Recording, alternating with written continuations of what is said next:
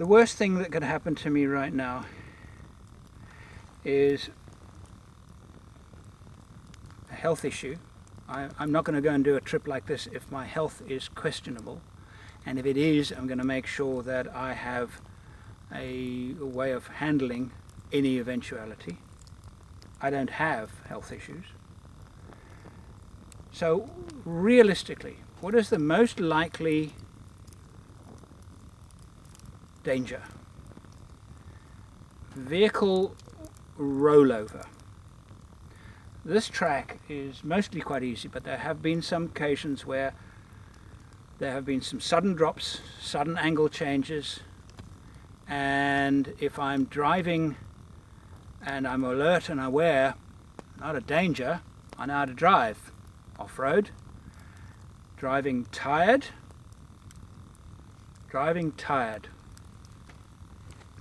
See, otherwise everything is safe. Driving on this track is safe. The chances of having an accident, not high, unless you add something to the equation. Tiredness. I could have so easily have rolled the vehicle yesterday had I not, and there was a time where I thought to myself, you're getting tired. In other words, I recognized the symptoms and decided to do something about it. I may have pushed on yesterday and may have rolled the car. It's not impossible. I didn't, and I didn't get close to it because I was awake and I was alert and I was fine. Mitigate the risk. What is the risk? The risk is the most probable cause for a catastrophic event, car accident. What contributes the most to car accidents in an environment like this? Fatigue is the one by far. There are other factors too.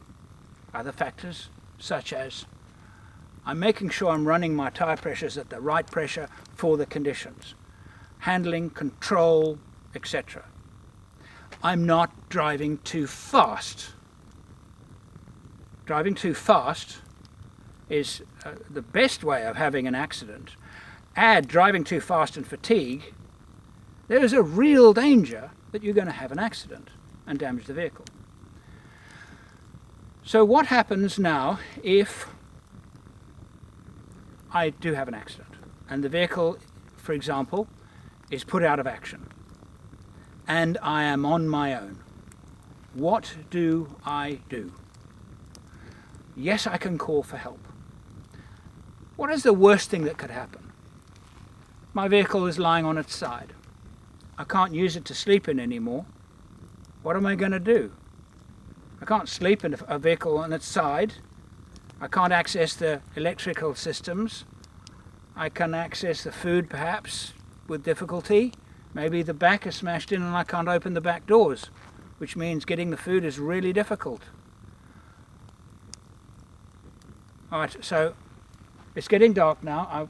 I'm preparing a fire. I'm going to make myself something to eat. But tomorrow morning, I'm going to show you what I carry in the car to mitigate that specific risk.